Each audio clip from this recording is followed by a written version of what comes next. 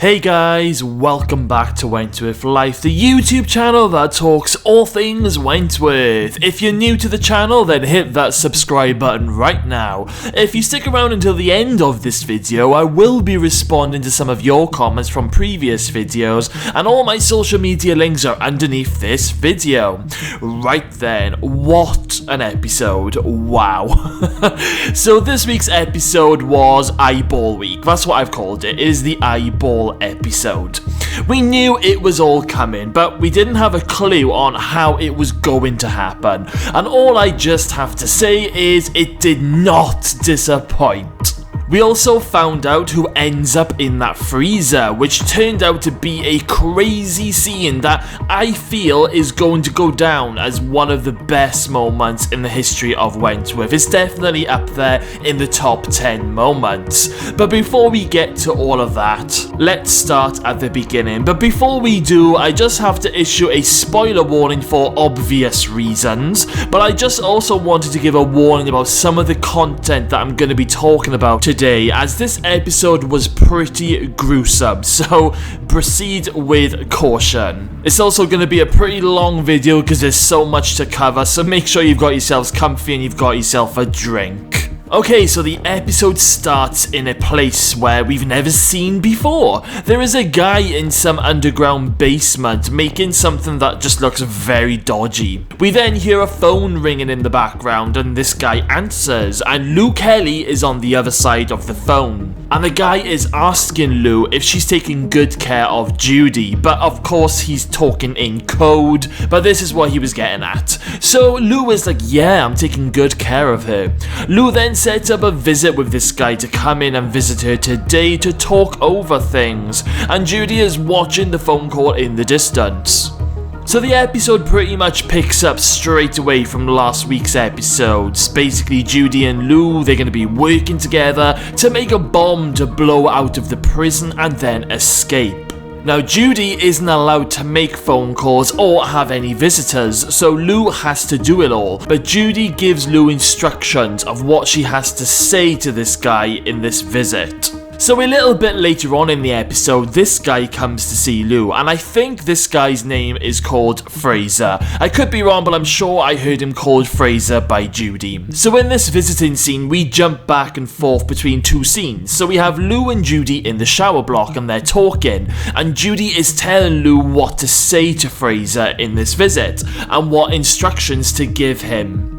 So Judy tells Lou that they will only be allowed to talk in the shower block from now on because Anne has been known to bug the cells. Which does make me think that maybe Boomer's camera, I've been saying it for a couple of weeks, I know some of you guys have been leaving comments, and I know Michelle has mentioned it in her videos, but we've all been thinking Boomer's camera is definitely going to record something, so I think that the camera will record one of these conversations between Lou and Judy in upcoming episodes. Now, I'm not sure whether if Boomer can actually watch back the videos that she's recorded. I mean, the camera is one of those tiny mini spy cameras, so I'm guessing the only way to watch what's on the camera is by taking the memory card out and plugging it into a computer or a mobile phone. So if Boomer does record a secret conversation between Lou and Judy in upcoming episodes, then I have a feeling it will be Gavin who sees it, and he will try and get a message to Boomer to try and warn her of what's about to happen. That's just my guess and my theory anyway. So Judy tells Lou what to say to Fraser, saying that he will need to get them a van, the same type as a prison van,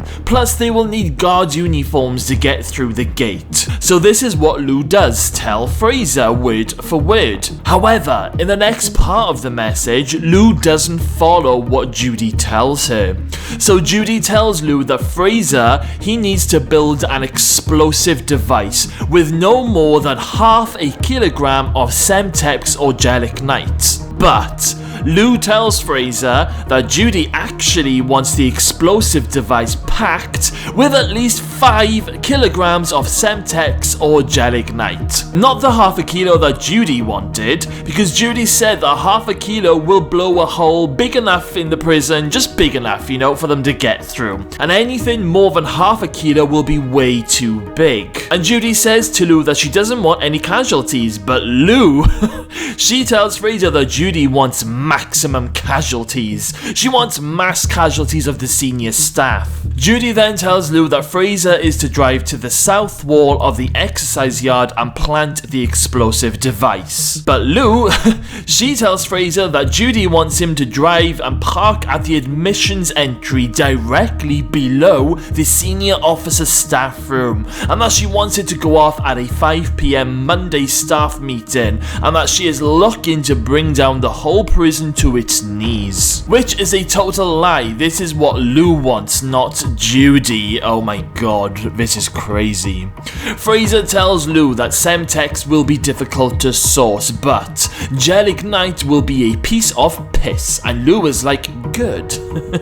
So, revelation here now. So, Judy doesn't want to blow up the whole prison and create mass casualties. She just wants to literally blow a hole to escape through before she gets extradited to the US. But Lou, on the other hand, she has just put a huge deadly plan together, and it's literally going to destroy and rip this prison apart. And she's looking to pretty much try and kill all of the staff members in that prison, and probably a few inmates too. So my prediction about this huge explosion, if it is going to go off in the main administration area, then pretty much all of the officers and the staff, they're all gonna be in huge peril after the explosion, not to mention some of the women. And I tell you what, all hell is then going to break loose after that explosion. We know Lou is going to make a break for it over the fence, but I think Lou is going to go on a little rampage during the ruins of Wentworth before she makes her break. It's going to be so big my brain can't even comprehend how off the scale this is going to be. Like I said in my previous video, things don't often go to plan on Wentworth, so there's a good chance the bomb might go off at the wrong time or in the wrong place of the prison. Lou and Judy might even end up in the slot when the bomb goes off, leaving them both in danger too. I did have a theory a while back that maybe Judy was gonna wear a suicide vest. Well, I don't think that theory will happen now, as we have learnt in this episode that it is gonna be a massive bomb. But it wouldn't surprise me if Lou handcuffs Anne Reynolds to one of those benches right next to the bomb. Or maybe after the explosion, Lou will handcuff Anne and then Anne will burn alive. I am so friggin' excited for this, it's going to be crazy. Okay, so jumping back a little bit now in this episode, and we have Will and the officers in the staff room having a meeting about general stuff, about rosters and about overtime sheets. Very different to last week's staff meeting with Anne Reynolds on the rampage. Anyway, Jake then asks Will when is Boomer allowed out of the slot, and Will says that she can come out after lunch. Will then says that Judy has had a falling out with the H1 crew and has been transferred into H5. Anne Reynolds then waltzes into the meeting, apologising that she's late because she's just come back from a meeting with the minister about Slammer.com. It's causing a massive shitstorm. So Anne then says after her consultation with the governor, she is offering a bonus of a full month's wages to whichever officer finds that camera. And of course, Linda Miles' face lights up. Mr. Jackson though, he's got a little bit of a confused look on his face because he goes up to Anne and he asks her, when did we have this meeting? And Anne is like, oh, didn't we? Well, never mind. There's nothing wrong with a little bit of incentivizing. Then, as Anne leaves the office, Jake tries to chat with Anne with a whispering voice, and Anne is just like, my day is chock-a-block. If it's important, stick it in an email, and then she just waltzes off. Jakey boy. Anne just used you for sex, nothing more. Like, I honestly think that Jake was hoping to actually, like, hook up with Anne properly and become maybe a couple. Oh, Jakey boy, you can do better than that. Vera then, she has this file of those photos that she took from Dr. Miller's file last week, and she shows it to Will in private, and Will, he's really shocked, and he's like, why would Miller even do this? Vera thinks that maybe Ferguson has something on him, but either way, he is up to his neck in it after supporting her deception. Will then says that they need to expose them, but Vera points out that she obtained the photos illegally and it would be inadmissible. God, I absolutely hate that word, inadmissible. I mean, I don't know why they can't just use it, because surely all Vera and Will would have to do is report him to the hierarchy and show them this evidence, who will then be able to go and investigate and find the original documents. I mean, it makes no sense to me. Why can't they just report him? But Will does say to Vera that if they can prove that Miller is giving Ferguson a banned medication, then he will be able to fire him. So Will says that he will piss test Ferguson. And I love this scene when Joan does get piss tested. In fact, I absolutely loved Joan in every scene in this episode. So when Jake pulls Joan in for her piss test, Joan turns around and she's like, I'm not scheduled for a drugs test. And then Nurse Shen is like, what part of random don't you understand? And then Joan's face was just hilarious.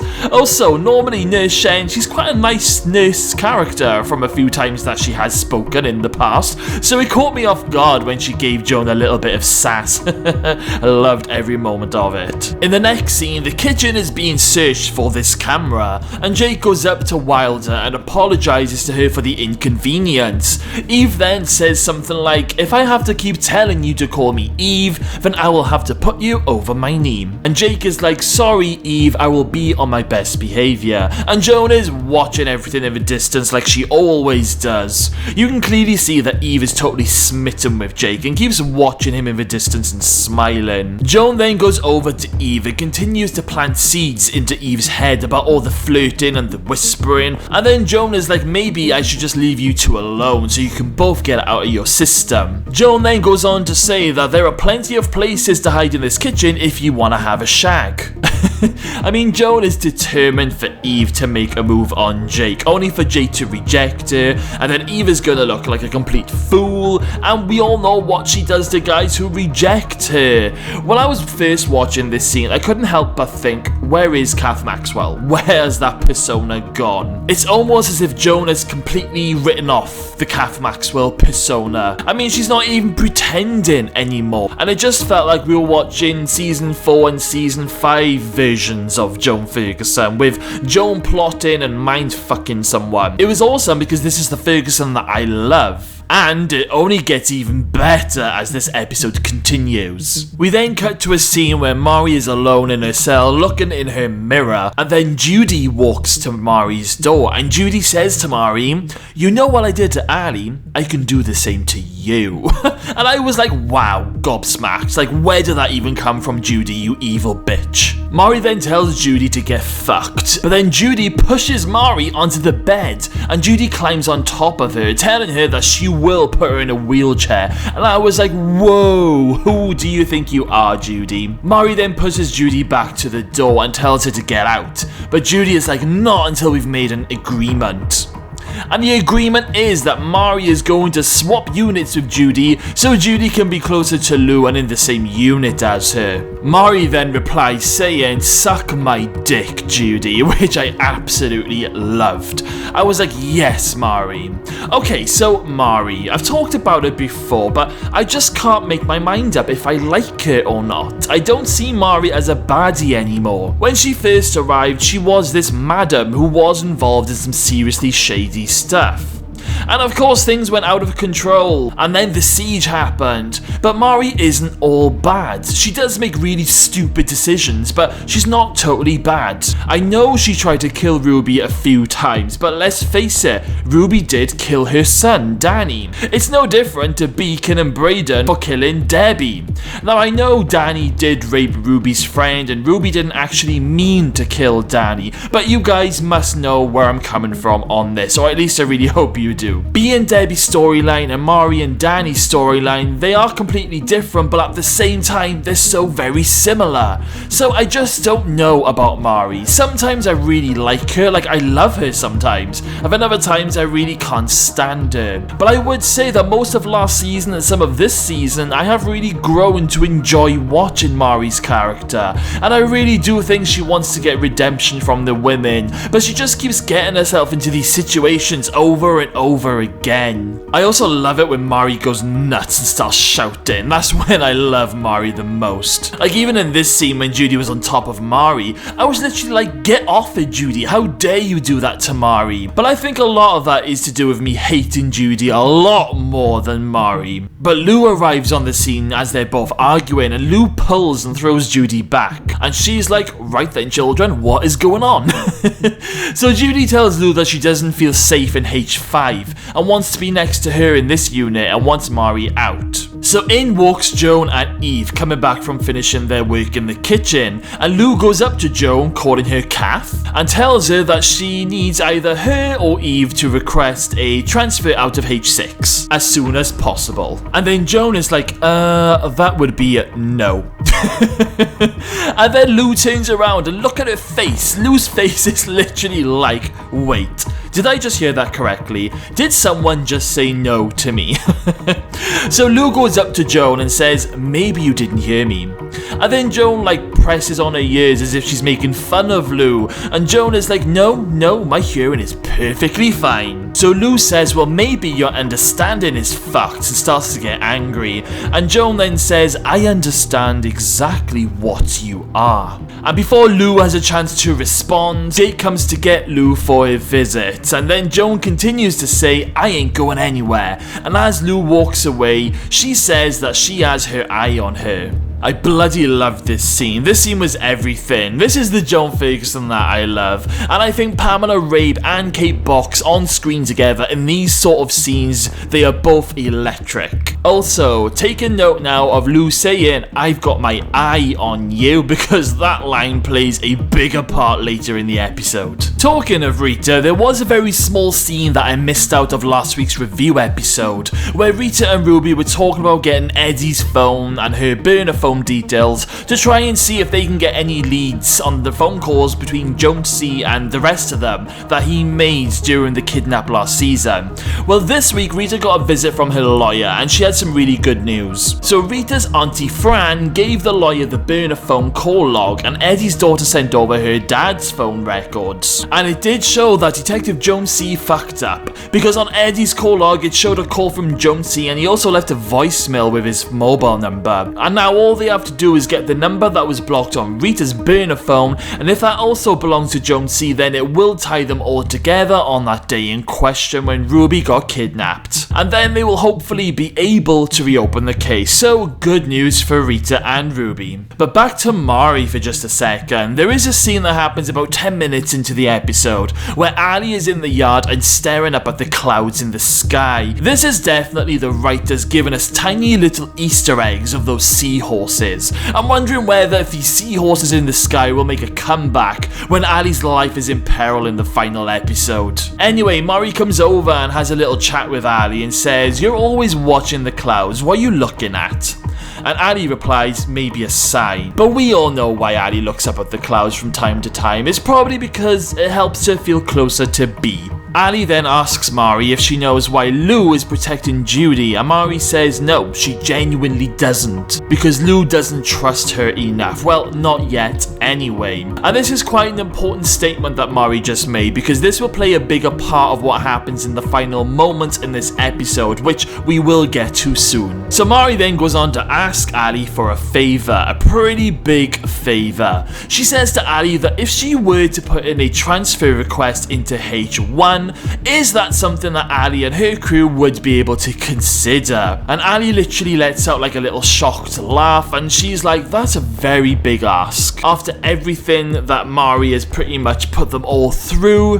And Ali goes on to talk about the hurt and the misery that Mari caused everyone, but Ali does say she will ask the guys, and that's all she can do. And then Ruby comes over and wheels Ali back to the unit. So later on in the unit, Ali does mention to Rita, Ruby and Boomer what Mari asked her, and they are having none of it. Like, Boomer starts to literally flip out, and Rita is really angry and says that Mari killed Boomer's mum. But Ali says no, it was Brody and I killed him for that. But Rita is like, no way, not a chance. Rita then goes to visit Mari in her cell and tells Mari that she is dreaming if she thinks that there is a way back from everything that she's done. Mari tries to tell Rita that she has changed, but Rita gets mad and jumps up and says that she's blown any chance she's ever had. Mari then says that she can't stay in H6 with Lou, and Rita then says that you should be more scared of me than you are of Lou. And this is the phrase that we heard in one of those early trailers that was released this year. Rita then says that Mari has played them all over and over again and reminds her that she killed Ray and tried to kill Ruby, and she has no chance of coming into H1.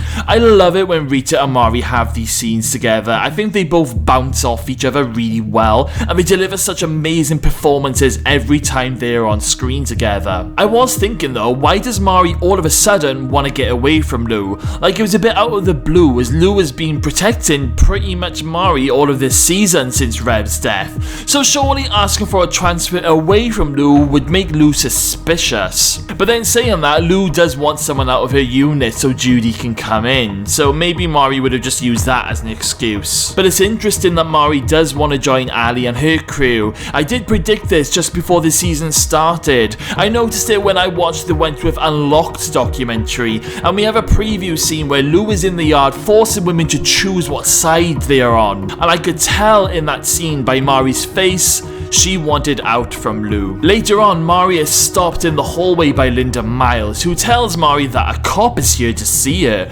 So Mari's looking confused, and I'm confused and wondering why do the cops want to see Mari.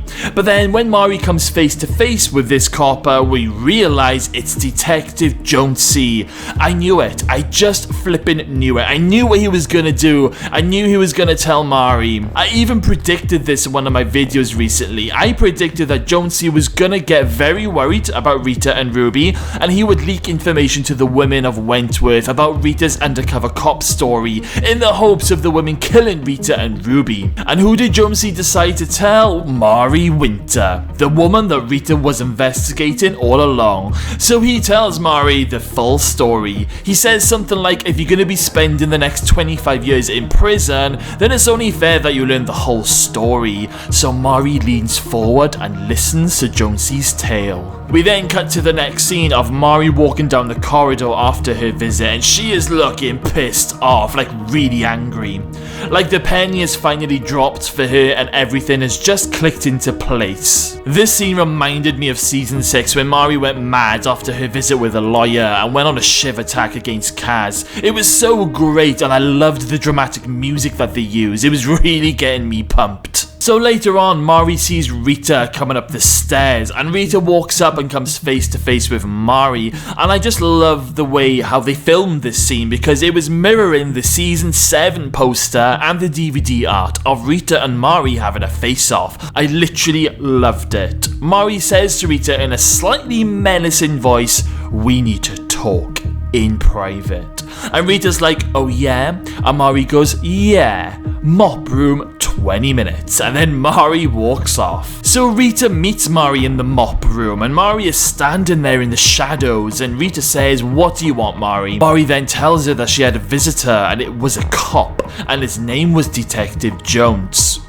There's a bit of a silent moment while Rita's face changes, and then Rita says he prefers Jonesy. Rita then starts to look around to see if Mari has anything hidden like a shiv. Mari then starts to creep towards Rita and is like, "What's the matter, Rita? Do you think that I might try and cut your fucking throat?" And Mari looks real menacing at this point. I mean, I don't think Rita had anything to worry about, but still Mari looked creepy. This was Dark Mari making an appearance again. Mari then tells Rita that she likes to face her enemies, but Rita's then like you faced Ray? But then Mari comes out with, "It was you that killed Ray when you put on that phony jacket, because you are a dirty fucking copper." Mari also says that Rita has been lying through her teeth for 10 years. So Jonesy really did give Mari a full history lesson on Rita. Mari then asks Rita if Ruby knows who she really is, but Rita tells Mari to leave Ruby out of it. Mari then says it has everything to do with all the women in this prison. Oof, this is such a powerful, intense scene. I loved every moment of it. For a moment, it felt like we were back in season 7 all over again, because it's like we stepped back in time when Drago was brought up and Ray being killed. It was wonderful to see these two in a scene like this again, because, like I said, when Mari and Rita are together, it's electric. Mari tells Rita that she is no less of a monster than she is, and that she is a hypocrite. And Rita is like, I am what I am. And Mari is like, what a load of bull. You are the worst of us. Mari then tells Rita to fuck off. Now, what I loved about this scene was the amount of emotion flying in the air. Mari was so angry, but she also almost had tears at one point from all the anger. It was that strong. But what I actually found myself doing in this scene was I was kind of like almost agreeing with Mari. Not because I like Mari more than Rita, that's not what I'm saying. Rita is literally my favourite character right next to Boomer. But I just kind of loved what Mari was saying. She was giving Rita some home truths. Because I think Rita has to try and break out of this undercover cop or protecting Ruby persona. She is a prisoner now, and she is capable of moving mountains and protecting the women if she wanted to. It kind of reminded me of that scene where B kills Jax in season 1. Jax knew what B was capable of, but Jax had to push B to a limit for it to come out. It felt like to me that Mari was nearly doing a similar thing here with Rita, but without Mari even realizing what she was doing. And Rita needed to hear some of the things that Mari was saying, because I suppose in some respects Rita has been hypocritical and she has been keeping secrets, but then at the same time we don't know what the women would do if they found out. Well, I kind of do know. They'd probably go crazy and try and kill her. I mean, Rita might be able to talk her H1 crew around, but let's face it, when Luke Kelly finds out, she is going to set all the women against Rita. It was just fabulous. This whole scene, I loved every minute of it, and I just couldn't take my eyes off the screen. Brilliant stuff. Anyway, Boomer is out of the slot and she's really pissed off that Judy isn't dead. Gotta love our Boomer. Sticking with Boomer for a second, there was a scene in this episode that literally had my blood boiling. So Linda and the officers, they're all doing a cell toss and they're in H1. And the girls are all at their doors while the screws are throwing their stuff everywhere. We can see Boomer pointing and itching at her lady garden. And Ruby is smirking. But Linda has noticed, so she drags Boomer into the cell and closes the door. Boomer is like, why have you closed the door? Linda then says that she knows where that camera is and she wants it and tells Boomer to strip. And then Linda whips out her massive baton. And I was like, whoa now Linda, chill your bean, chill your tits here for goodness sake. Linda then opens the door and grabs a male officer. The same officer that lured Judy to the dining room last week before leaving her alone for the women to grab. I think this particular male officer is a male version of Linda and takes bribes and payments from the women to turn a blind eye to things because he's been popping up everywhere this season. Anyway, Linda tells this officer that if he can get the camera out of Boomer's fanny, then she will split 20% of the bonus with him. And he's like, make it 25% and it's a deal. So Linda leaves him to it and shuts the door. And Rita, Ali and Ruby, they're all like, what the hell is going on, Linda? And my blood was just boiling and seething at Linda at this scene. Next minute we hear a little commotion going on in Boomer's cell. And then out comes the male officer in a bit of pain because Boomer has kicked him in the nuts. And I was like, yes, good girl Boomer. Boomer then tells Linda that if she tries to slaughter, then she'll report her for what she just authorized. And Linda and the male guard, they leave with their tails between their legs. Like, I literally cannot believe Linda. She was practically authorizing a male officer to sexually assault Boomer. Honestly, I could have punched my TV screen. I'm so glad Boomer kicked him in the nuts and sent him packing. What a disgrace Linda Miles is turning into. I mean, just after this scene, I actually don't care what happens to Linda Miles now. If she dies in the bomb, then so be it.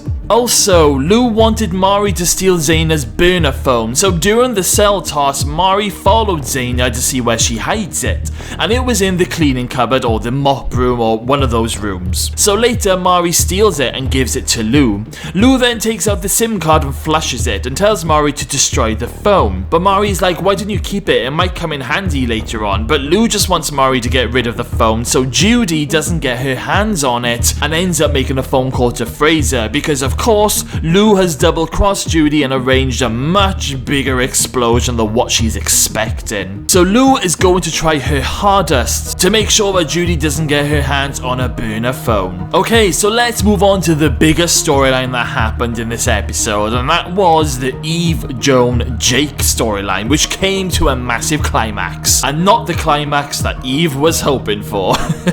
So Eve is in her unit and notices Jake walking towards her in the distance, bringing Joan back from somewhere, and Eve's face is literally drooling at Jake by this point. Jake then tells Eve that he would like her to clean the conjugal room. It's a pretty cushy job and it'll get her out of peeling carrots. And Eve is like, yeah, of course, Mr. Stewart, I can do that for you. Joan then tells Eve that she was with Mr. Stewart when he specifically asked to change Eve's shift, and then makes out that Jake has done this so they can both be alone together in the conjugal suite, and tells Eve to make her move. And I think Joan says something like, go on, peel that carrot. Oh, Joan, you got away with words. So later on, Jake takes Eve to the conjugal suite to clean up the room, and the room is an absolute tip. The bed sheets are ripped and they're all over the place. There's used condoms all over the bed and on the floor, and there's like dirty tissue paper everywhere. It's like literally gross. And I'm not being funny, I thought Jake said it was meant to be a cushy job. I'd rather go back and peel those carrots. Anyway, Jake leaves Eve to it, and Eve cleans the room and makes it look really nice. Eve then lights up some battery operated candles, and she dims the lights, and then she opens up her top, revealing the top half of her body in a bra. Jake then comes back, and at first he doesn't notice Eve behind the door and just walks in to look at the bed. And Jake is like, wow, she's done a good job. And then as he turns around to thank Eve, Eve runs and lunges at Jake and throws him onto the bed, and she dives straight on top of him. Like literally she turns into this crazed, wild, sex-starved animal, and she's completely ravishing Jake on this bed. And Jake is like, whoa, what are you doing? And then Eve rips open Jake's shirt, and then Jake pushes Eve off him and onto the floor, and it's like, what the fuck are you doing, you crazy? And I was like, yes, Jake, she is crazy. Eve is then like on the floor, curled up in a ball, and she's hiding her face in a jumper and telling Jake not to look at her like that. Jake then tries to help her up, but Eve's having none of it. So he opens up the door and gets a female officer to take Eve back. The female officer looks at Eve on the floor, but then also looks at Jake doing up his shirt, and she's like, what happened? But Jake's like, just take her back. So I'm now wondering whether if Jake is going to get accused of doing something to Eve in that private room, especially because of the way he was just so dismissive in this scene. He should have just told the female officer what Eve just did to him instead of just storming off. Anyway, we then move on to a really messed up scene, and I'm not going to lie, I couldn't stop giggling in this scene. So Joan has Eve in her arms on the bed, and Joan is singing a nursery rhyme. Hush little baby, don't say a word. You know the one, guys. And Joan is like cradling Eve while Eve is crying, and I'm not gonna lie, I was getting Jodie Spiteri vibes in this scene. It reminded me of those scenes where Joan is doing something similar to Jodie in season 3. Joan then tells Eve that she should have warned her about Jake, saying that he has led other women on in the past, naming Vera, saying that he abused her emotionally and sexually, and that he discarded her like a used hanky.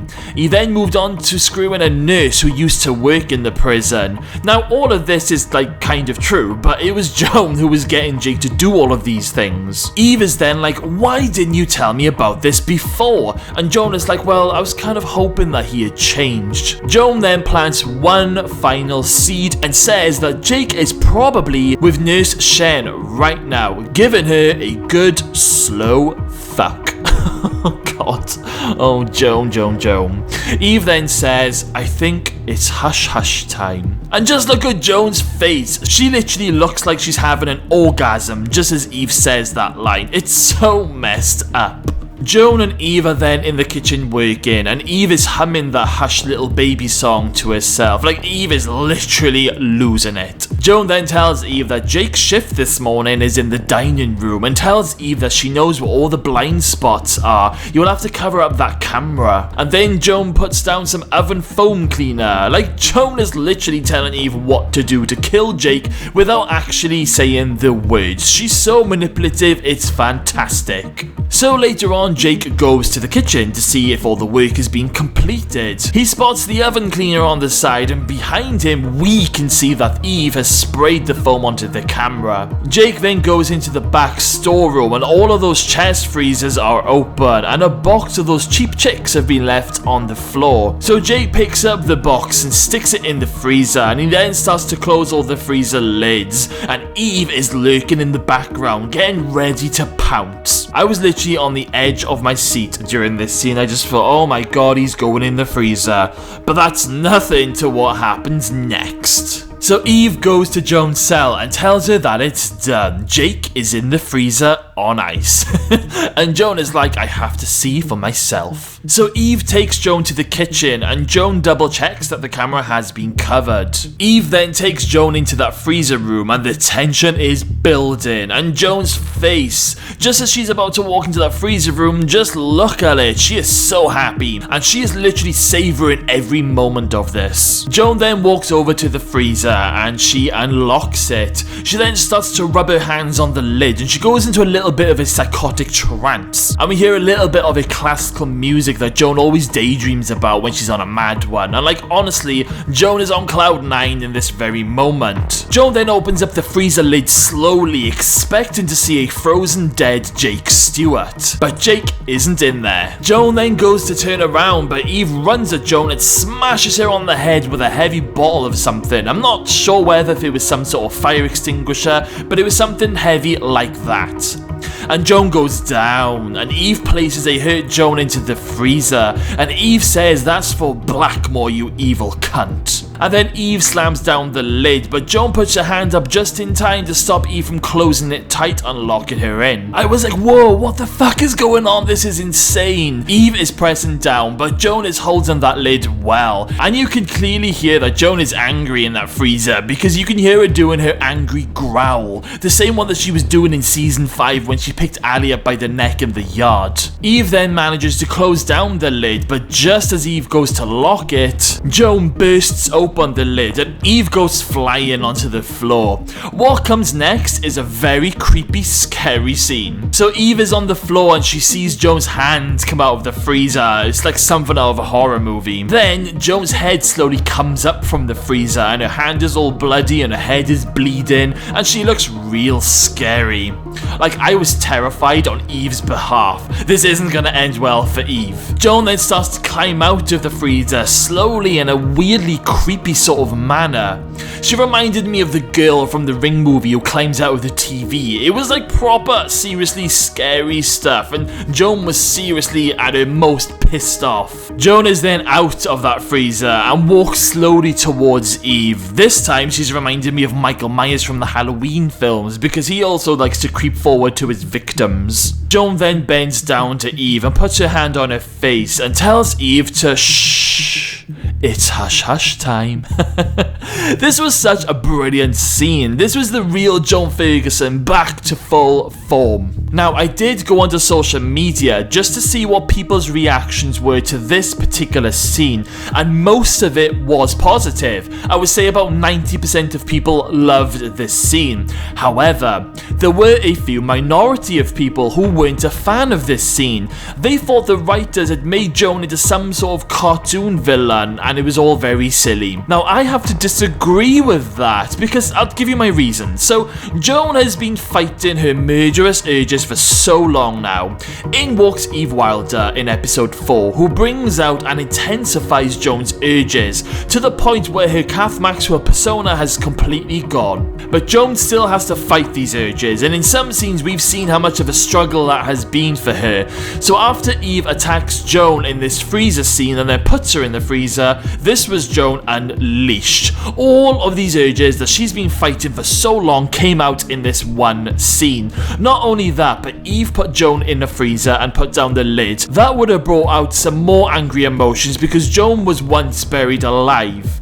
and it would have brought back all those memories. So the fact that Joan did completely lose it and then come out of the freezer in such a creepy manner, it did make sense to me. She crept over to Eve to make her feel terrified of what's about to happen. This is Joan playing with a victim, and she was savouring every moment of it. We all know that Joan is a very strong person from previous seasons, so none of this made me personally feel that the scene was stupid or silly in any shape or form. To me, this was the writer's way of bringing totally evil Joan back in an epic scene, something that we've been wanting to see for so long, and in my opinion, they did really good.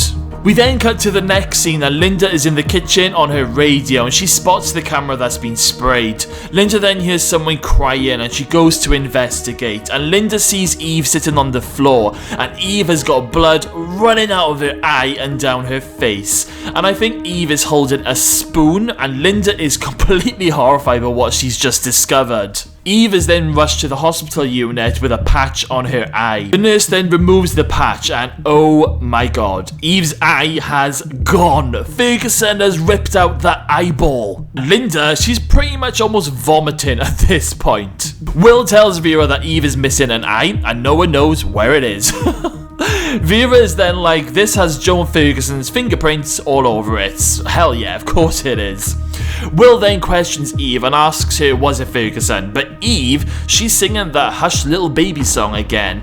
Eve has pretty much lost her mind. She's gone over that edge and she ain't coming back. I'm so glad we didn't actually get to see the extraction of this eyeball. I honestly thought that we were gonna see it scooped out with a spoon, so I'm really happy we didn't see that.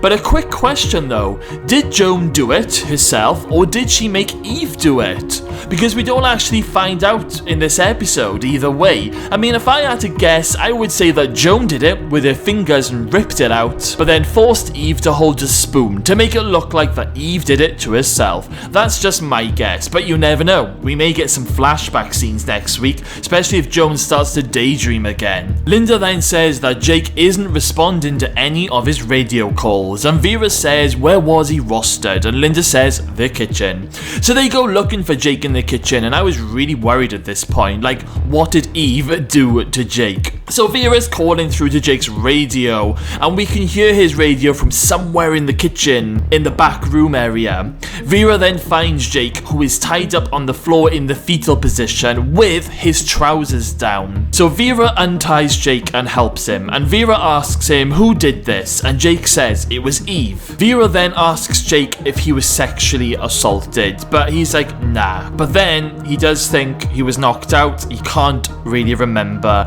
He does the typical thing and tries to ignore it. Maybe he was, maybe he wasn't. I have a feeling this might play a bigger part next week, just a little feeling, but I do feel that there could be a chance that Jake was sexually assaulted by Eve.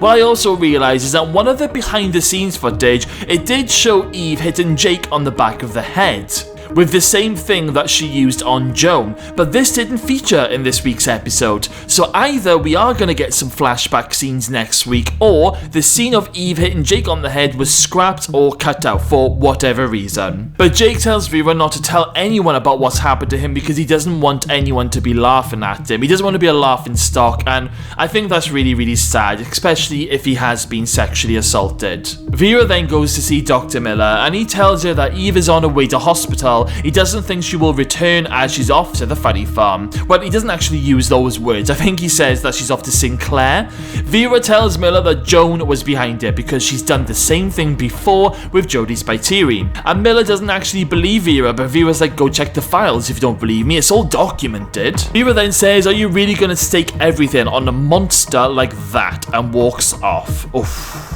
Things are really hotting up now, and Vera is determined to fry both Miller and Joan. Later, Vera is watching Joan on camera, and Will walks in with Joan's piss test results. And the results say that her tests are clear. So, Joan has stopped taking the pills, which is quite a revelation. So my theory on this is that Joan probably stopped taking her meds after Eve Wilder arrived on the scene. I do believe that Joan was taking them to start off with because she was confused about those emotions in those first few episodes, but I reckon as soon as Joan had that altercation with Eve with the wet towel, Joan decided to stop taking the meds. She's probably spitting them out every time Dr. Miller turns his back in his office, and I'm not gonna lie guys, I'm kinda glad that she stopped taking the pills. I was getting a little bit worried that the writers were gonna try and turn Joan into a reformed character, and I really didn't want that. There are still so many secrets that need to come out, and I really want Joan to have a big confrontation with Will, Vera and Jake about the whole burying alive thing,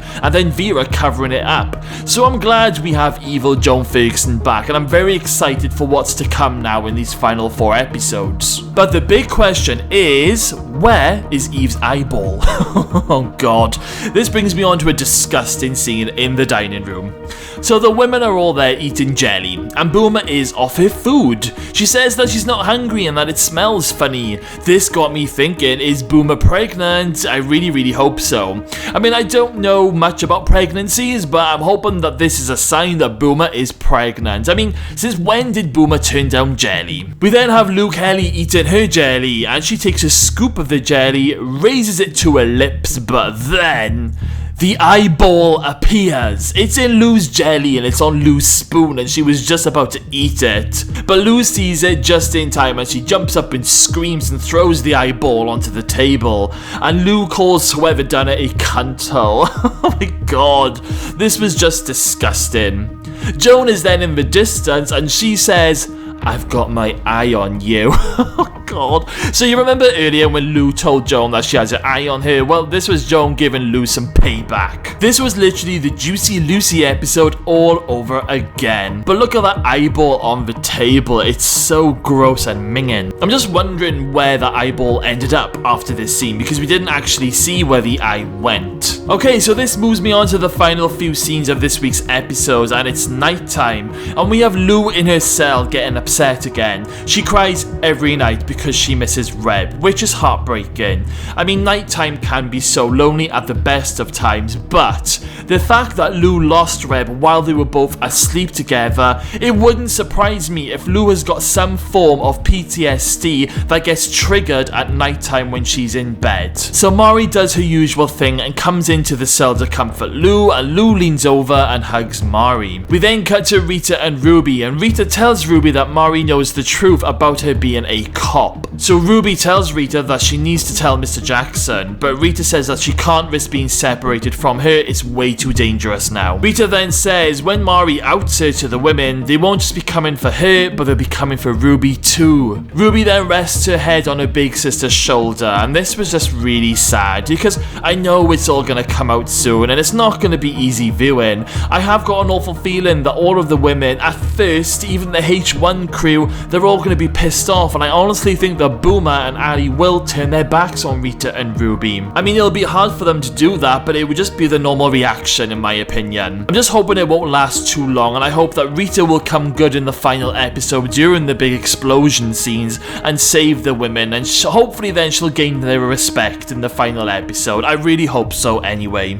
We then cut back to Lou and Mari tells Lou that she has something to tell her, and I was like, shit, she's about to tell Lou about Rita, and Lou says, me too, I've got something to say, and Lou tells Mari that Judy is going to be moving in with them in H6, so she's going to have to learn to get along with her. And then Mari's like, why are you protecting her after everything that she's done? And Lou says that Judy is going to help her make the prison authorities pay for what they did to Reb, and then Mari is like, how? But then Lou stops the conversation at that point, gets up and says to Mari, what were you going to tell me? Mari then looks at Lou in the eyes, and there's this moment of silence, and then Mari leans in and kisses Lou, and Lou lets her. Before we know it, the pair of them start rolling around on the bed, and they start making out with this dramatic music playing in the background, and then the episode ends. So, I was not expecting that to happen. I believe Mari did this because she's trying to get Lou to trust her enough to tell her what she has planned with Judy, and that is the only reason. But Mari is seriously playing a dangerous game, and I think her days are now numbered.